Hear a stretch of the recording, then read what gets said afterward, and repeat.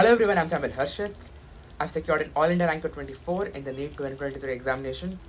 इस वीडियो के अपलोड करने के बाद काफ़ी सारे लोगों ने कमेंट सेक्शन में पूछा था कि भाई आप अपना टेस्ट एनालिसिस कैसे करते थे, आप मिस्टेक्स को कैसे अवॉइड करते थे, OMR को कैसे फिल करते थे.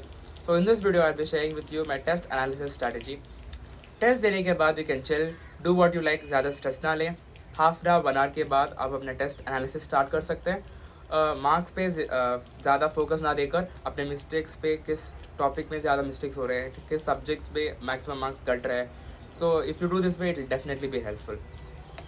This test analysis strategy is inspired by Dr. Rishabh Chaubey sir. Test analysis में बेसिकली 2 टाइप ऑफ क्वेश्चंस को करता था. The first one incorrect question and the second one being skipped और unattempted questions.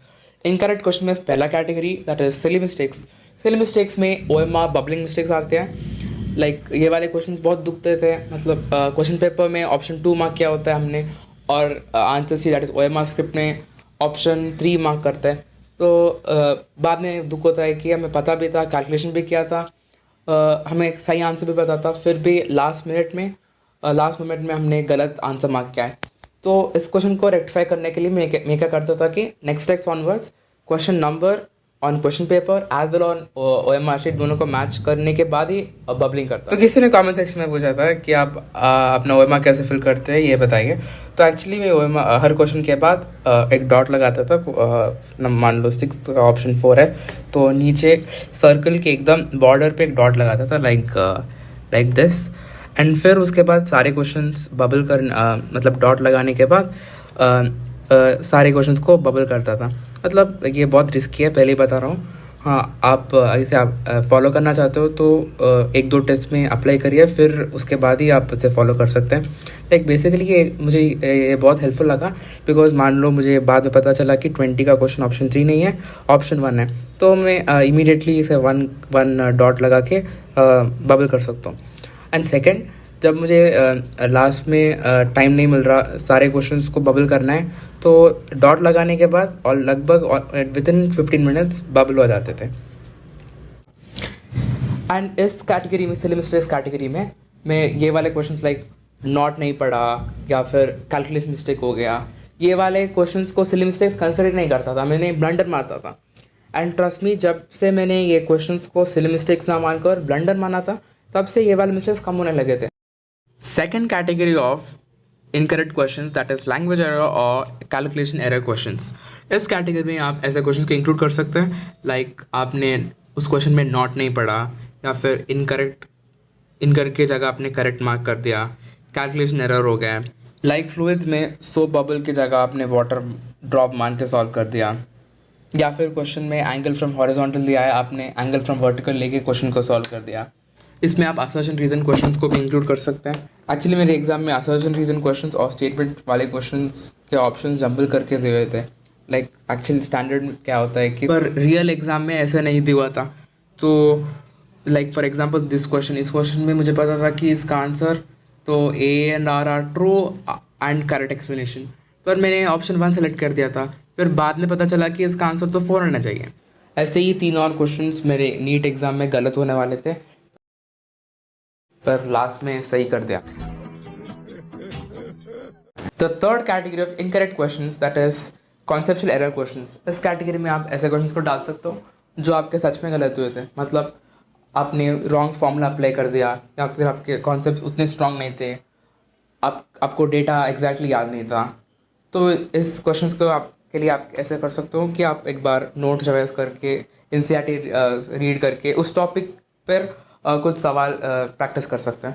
Like for example मेरे test में radio activity questions गलत हो रहे थे रिपीटेडली, तो मैंने क्या किया कि एक बार नोट्स लेकर और फिर से रेडियो एक्टिविटी स्टार्टिंग से लिख के रिवाइज कर दिया था. नाउ कमिंग टू स्किप्ड और अनअटेम्प्टेड क्वेश्चंस.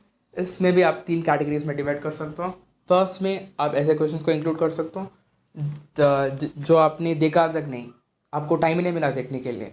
तो from next time try to make a plan कि फिज़िक्स को कितने टाइम में कंप्लीट करना है, केमिस्ट्री को कितने टाइम में कंप्लीट करना है, बायोलॉजी को कितने टाइम में कंप्लीट करना है, और लास्ट में बबलिंग के लिए भी अलग से टाइम निकाल के रखें so that you can balance.